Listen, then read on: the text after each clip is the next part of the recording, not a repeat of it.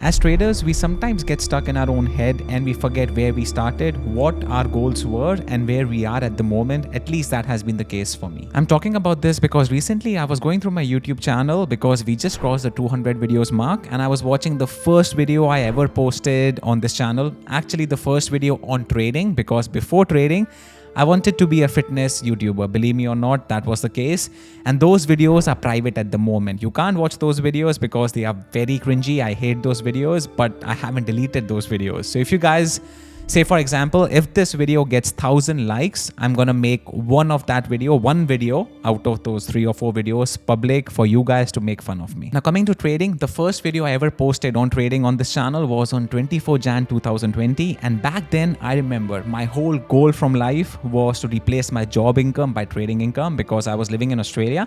I had a full-time job. I was working at my full-time job in the morning and I was trading at night because the US market in Australia opens at midnight.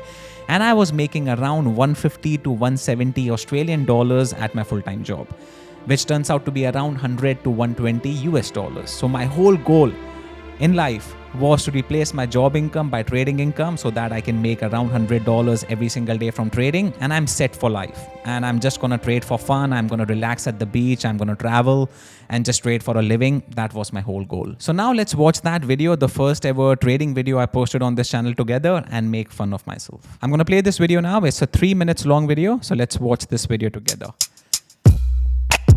Trading recap, 24th of Jan 2020. Everyone, here's my recap for the day. So I had INTC. So first of all, damn these glasses. Honestly, I still have these glasses. Fortunately, I don't have to wear these glasses every single day, because back in Australia, as I mentioned, I was trading around 1 or 2 a.m. in the morning, and I was trying to fix my up sleep schedule. So I tried these glasses. They worked out. I mean, yes, I was able to sleep 2 to 3 hours every single night, because if you are trading from say 12 a.m. to around 3 a.m. and especially if you are losing money, you can't go to sleep. Like, I was not able to sleep, and I had to go to my full-time job at around 7 to 8 a.m. in the morning. So to go to my job at 7 a.m., I have to wake up at 6 a.m. So I was basically sleeping 2 to 3 hours at night on weekdays. I had INTC, AXP, Snap, and SYF majorly in my watch list. Snap was a bummer. It just sold off in the market open. SYF was a nice short, but I did not take it because of the first 3-4 minutes were bad in my opinion for me to trade. And then I traded INTC and AXP. So coming to my trades on INTC, let's see what INTC did. So actually I'm shocked looking at myself, how young I was and how cringy I am. Like, I'm not even looking at the camera, and that's how camera shy I was. Making a YouTube video was a big deal for me because I'm still an introvert. So I was very camera shy. Even if someone takes a picture of me, I hated that thing. So yeah, I mean, it makes sense, but it's very cringy to watch myself from 4 to 5 years ago. What INTC did. So INTC was gapping up on the daily because of a good news, and they beat their earnings and they increased their guidance as well. So what I did was I saw the first 2 minutes, it gapped up with a huge bullish candlesticks, and then I honestly take these similar kind of setups still. Like, even after 4 to 5 years, we have a good gap up on the stock, earnings play, they raised their guidance and everything. This was back in 2020 as well, a crazy year for the market. And yeah, good price action, high volume, green candles, red candle, low volume, good entry, good exit. Let's take a look at how I traded this stock. That's the pre-market high. It dropped down. It was giving a pullback. I saw that the volume is not that great. So if you see, if INTC was rejecting the 67.4 level, you would see a lot of volume, the bearish volume, but the volume was not that great. And then I saw that this was based on time and sales. I saw a lot of green on this. Yeah, like I said, I know myself. I was focusing a lot on the volume analysis, which I still do. I focus on market depth and tape as well. Back then, I was not focusing a lot on tape. I used to focus on volume and price action basically. But these days, reading the tape and the market depth is a big component of my trading.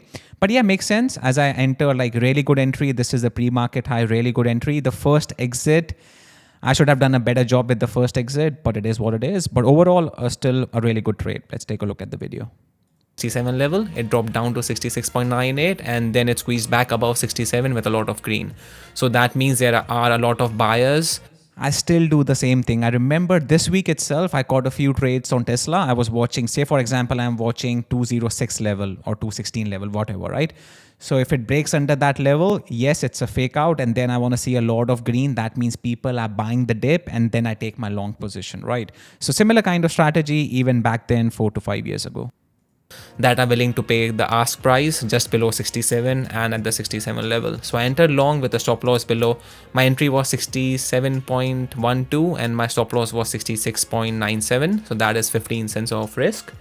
And then I started covering at 1.8 hour, and then this was 25%, then 25%, 10, 10, 25%, 25%.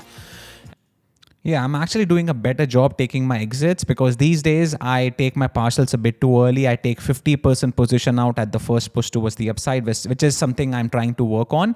But yeah, 25%, 10%, 10%, really nice partials. I'm taking my partials slowly instead of taking like 50% out, right? So good job with the partials. And it was having difficulty breaking the 68.2 level. That is the reason, because of two partials here.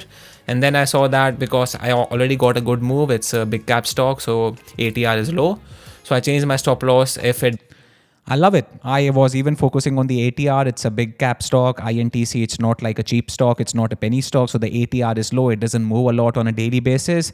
I do the same thing, guys. Like if you guys watch my videos recently, the trading recaps on Instagram and YouTube, I still follow the same thing. I focus on volume, tape, ATR and all these, like the basics of stock market. Takes a 68.2 level. It broke the 68.2 level. I got out. So overall, this was a 5-hour trade for me. My 1 hour is $20 as of now.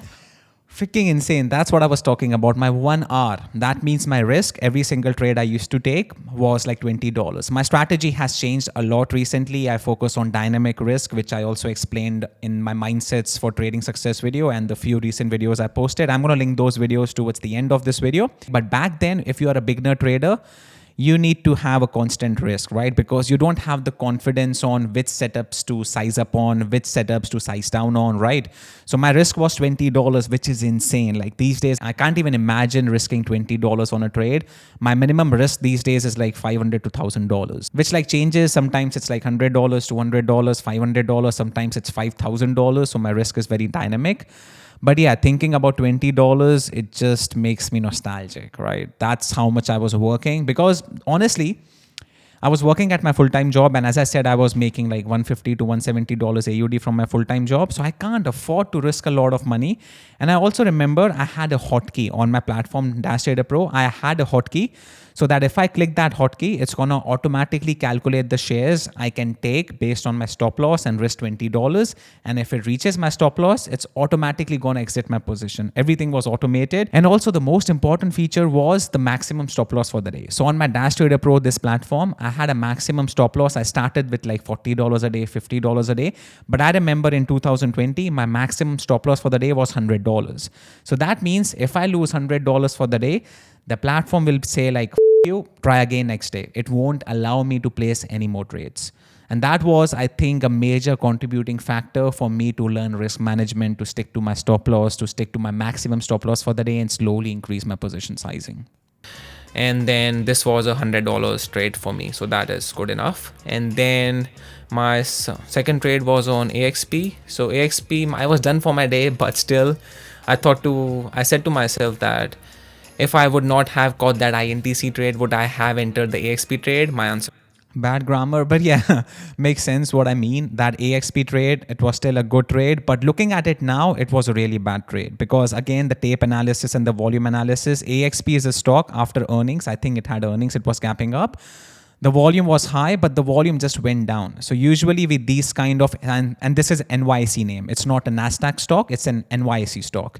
And usually with NYSE stocks, if the volume dies down, there's no point trading these kind of stocks. So yeah, knowing myself now, I wouldn't have taken this trade. But back then, I took this trade. So that is something that you get with screen time and a lot of experience.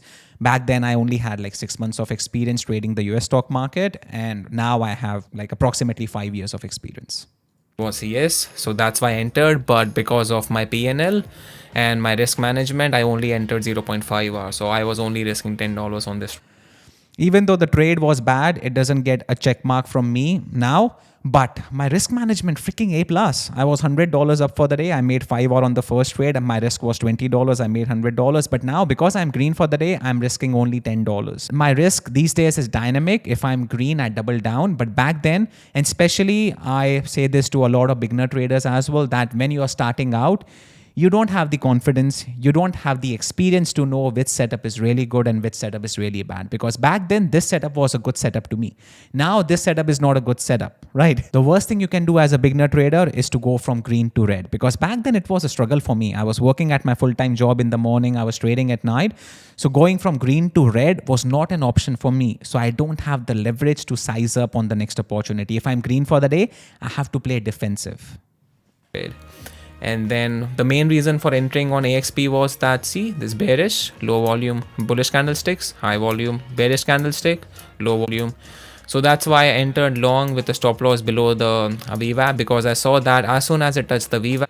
Yeah, so that's the difference between a beginner trader and an experienced trader. Now, looking at it now, if this was like a beginner trader taking this position, based on the technicals, it makes sense.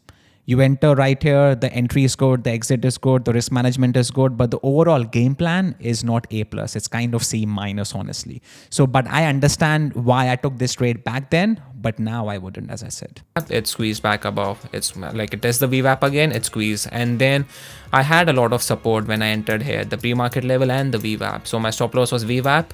It broke VWAP, I got out with 0.5 hour loss with a $10 loss. So overall, I'm ending the day at a profit of. It's amazing. It just makes me happy looking at this PNL. Amazing risk management, amazing executions, even though the second trade was not that good, but my risk was on point. So if your risk management is on point, you can take the shittiest trade in the world, but you will still end up being green at the end of the month, at the end of the year. Because if your risk management is on point and if you're right on less than 50% of your trades, you will still be green at the end of the month, right? I made 5 hour on the first trade. I lost 0.5 hour on the second trade, which is amazing risk management. And I think that is what helped me find consistency at first.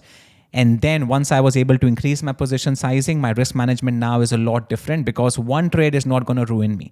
Back then, one trade, if I lose like $150 a day, I mean, that is how much I'm making from my full-time job in the morning. So I can't afford to do that. But these days I can do that. So different mindset, different financial position. But again, if you're a beginner trader, risk management is your key, guys. Like risk management is your key. Yes, even as an experienced trader, the risk management is key, but your risk management is a lot different when you're more experienced compared to when you are a beginner trader and struggling to find consistency in the market. So let's take a look at the last few seconds of the video. So if you have any questions, leave a comment down below and I will get back to you as soon as I can. See ya. So yeah, that is pretty much it, guys. Also, guys, if you want to know more about my trading journey, watch the trading journey video. It's the best video of this channel. I'm going to link that video towards the end of this video. Honestly, I watch that video myself at least once a month, maybe sometimes 2 or 3 times a month, depending on how my trading is going, because that video motivates me and keeps me grounded as well. So that's a must-watch video. If you guys have any questions for me, let me know in the comment section below. Like this video, and this video needs to reach at least 1,000 likes for me to make that fitness video public for you guys. And also follow me on Instagram because I post a lot of good day trading content on Instagram as well. Thank you for watching, and I will see you guys in the next video.